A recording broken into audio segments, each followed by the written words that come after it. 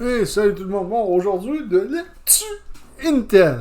Enfin, Intel livre sa mise à jour du microcode. Ah, il était plus que temps, on va se le dire. Bah, on va parler un peu de l'article sur Core Kotlin. L'article n'est pas super à lire, de ce côté-là. Ça, là, je l'ai étudié un peu. Pour faire une parenthèse, bon, là, il y a du monde, il y a deux personnes qui m'ont dit ouais, mais c'est pas juste l'I7, l'I9 qui ont des problèmes. Genre, ça se peut que l'I5 aussi en fasse partie. Ben moi, personnellement, j'ai pas eu de cas avec l'I5 qui étaient de 13e, 14e génération qui ont été problématiques côté stabilité. Parce que ces processeurs-là, l'I5 en général, ils servent surtout pour le gaming. Gamer sur PC. C'est pas des processeurs qui sont faits pour faire du heavy tasking. Au départ, ils sont pas non plus conçus pour ça en aucun cas.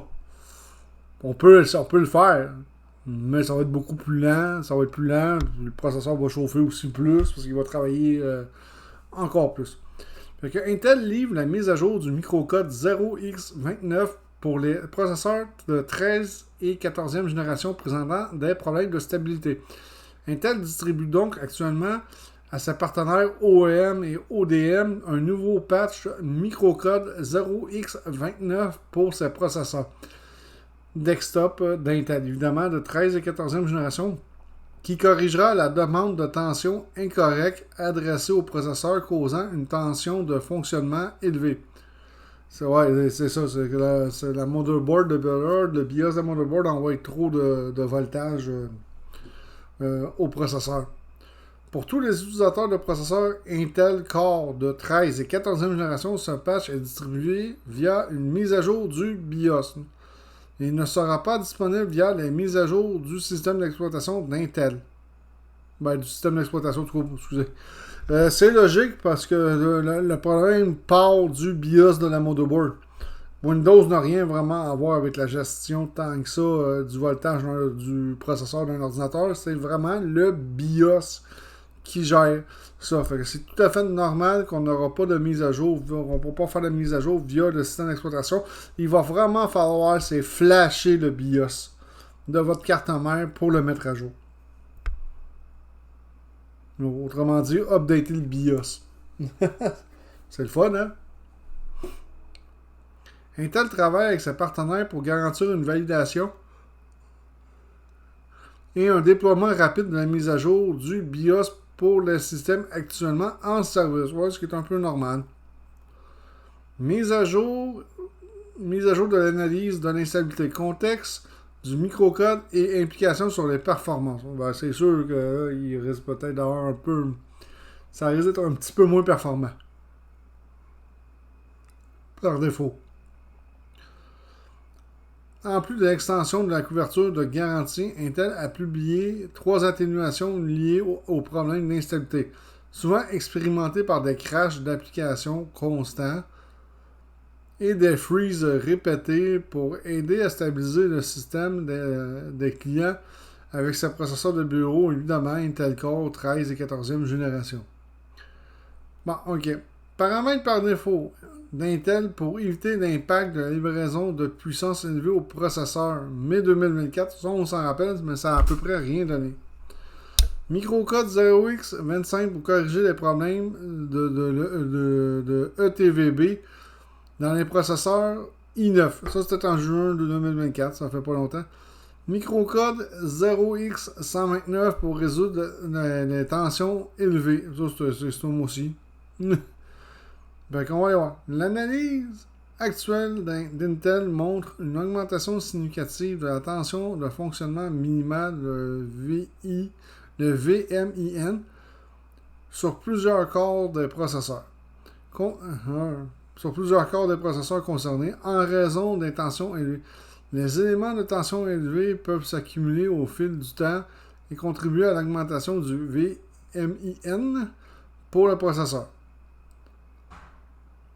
La dernière mise à jour du microcode 0x29 limitera la demande de tension au-dessus de 1,55 volts en tant que mesure préventive pour les processeurs ne présentant pas de symptômes d'instabilité. Ça, ce qu'ils veulent dire, c'est que si votre processeur présente déjà des symptômes d'instabilité, le microcode ne résoudra absolument rien. La seule chose qu'il faut que vous fassiez, c'est de demander à Intel de remplacer votre processeur par un nouveau processeur. C'est ça que ça veut dire. Donc, si vous avez déjà des problèmes d'instabilité, ne comptez pas sur ce microcode, sur cette mise à jour du microcode pour régler les problèmes d'instabilité. Ça ne fonctionnera pas puisque votre processeur est déjà atteint de ces symptômes. C'est plate, mais c'est la triste réalité pareil. C'est ça que ça me fait suer aussi. Hein. Cette mise à jour du microcode améliorera principalement les conditions de fonctionnement des processeurs K, KF, KS. Intel confirme également, après une validation approfondie, que tous les futurs produits ne seront pas affectés par ce problème. Ça, on le souhaite, hein, parce que, crème, au prix que les processeurs coûtent de ce temps-ci, tu achètes un beau i7 ou un beau i9 14000, un beau i7 14700K ou un beau i9 14900K, surtout au prix qu'ils vendent. On va espérer qu'Intel va corriger les problèmes sur les nouveaux processeurs qui vont sortir d'usine. On le souhaite vraiment très bien. Bon. Intel continue d'enquêter sur les atténuations pour les scénarios qui peuvent entraîner un déplacement du VMIN sur les processeurs de bureau Core, Intel Core 13 et 14e génération potentiellement affectés. Intel fournira des mises à jour d'ici la fin du mois d'août. On va souhaiter que ça va porter fruit. Ça veut dire que la mise à jour du microcode ne sera pas la seule mise à jour qu'il va avoir à effectuer dans le BIOS de votre carte mère. Ça, c'est sûr et certain. Bon, ici, ils ont fait des tests. Et ça, on va en parler.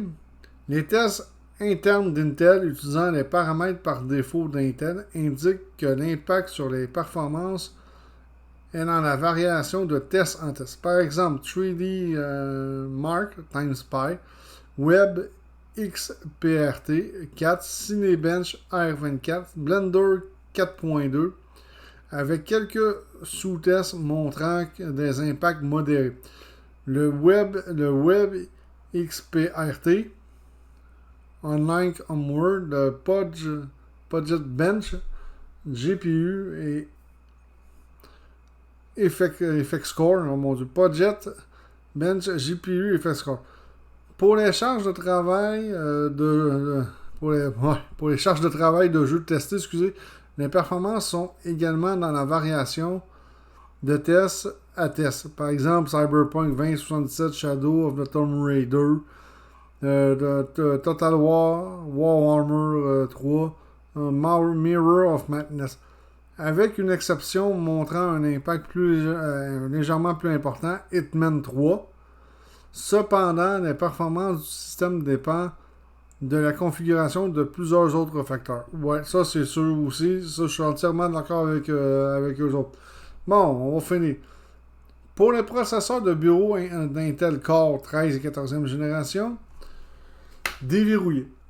Cette dernière mise à jour du microcode 0x29 n'empêchera pas les utilisateurs d'overclocker s'ils le souhaitent.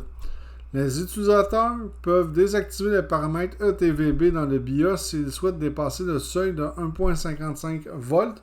Comme toujours, Intel recommande aux utilisateurs de faire preuve de prudence lors de l'overclocking. Ça, c'est très vrai de leur processeur de bureau. Je suis entièrement d'accord avec eux autres. Car l'overclocking peut annuler la garantie, ce qui est entièrement vrai, ou affecter la santé du système.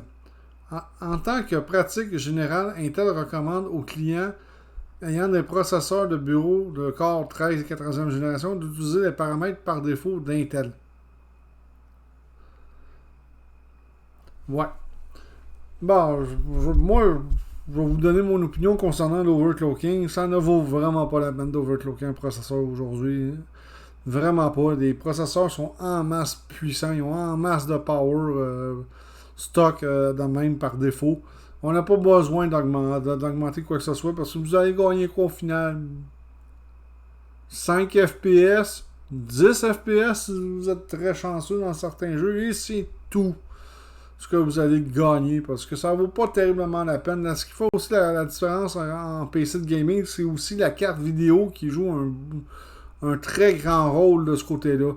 Moi, le mien, mon processeur, tu sais, par défaut, là, puis il est même pas overclocké, je pense qu'il monte à 5.6 GHz. Puis ça a été les paramètres par défaut d'Intel. J'ai rien touché dans mon BIOS de motherboard pour l'overclocker. Si j'ai mis le processeur dans mon motherboard, j'ai installé mon système, puis quand j'ai fait le test pour la première fois, c'est ça que ça faisait. Mais il faut dire, moi j'ai une 12e génération, qui sont moins sujets aussi aux surtensions, puis à l'instabilité aussi. Il y a ça qu'il faut prendre en compte. Mais je n'ai jamais overclocké mon processeur actuel. J'ai déjà overclocké des processeurs. Je l'ai fait très souvent.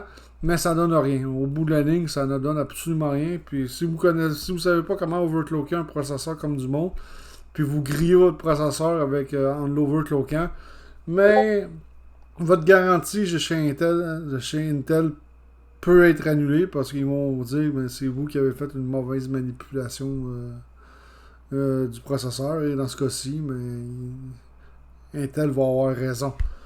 Bon, on va finir pour vite fait. À la lumière du programme de garantie prolongée récemment annoncé, Intel réaffirme sa confiance dans ses produits et s'engage à s'assurer que tous les clients qui ont ou qui rencontrent actuellement des problèmes, actuellement plutôt des symptômes de stabilité, je m'excuse. Même j'aurais dit problème d'instabilité aussi, ça reste pareil. Des symptômes d'instabilité sur leur processeur de bureau de 13 et 14e génération, soit soutenus dans le processus d'échange. Les utilisateurs rencontrant des symptômes d'instabilité constants devraient contacter le fabricant de leur système, ce qui est logique. Le support à la clientèle d'Intel, processeur en boîte, ou le lieu d'achat, processeur en plateau qui appelle pour une assistance supplémentaire. Et oui, si vous avez un processeur qui a des symptômes, moi je vous suggérerais peut-être de faire affaire plus avec Intel direct que de retourner au magasin parce que c'est pas tous les magasins qui vont vouloir reprendre votre processeur défectueux puis vous en redonner un autre parce qu'ils peuvent aussi contourner la loi et dire ben vous avez fait aussi une fausse manipulation avec votre processeur. Moi je l'ai testé, il allait super bien. Puis tout d'un coup, il va super mal. Hein? Puis ça, c'est pas normal. Il y a des propriétaires de magasins qui pourraient facilement dire ça. J'ai vu plusieurs cas de ce côté-là. J'en ai vu même plusieurs. Fait que si votre processeur a des symptômes d'instabilité, moi je vous conseille c'est de faire affaire avec Intel directement. Ça risque d'être un peu plus simple que de retourner au magasin. Là-dessus, je vous dis ciao tout le monde, à la prochaine.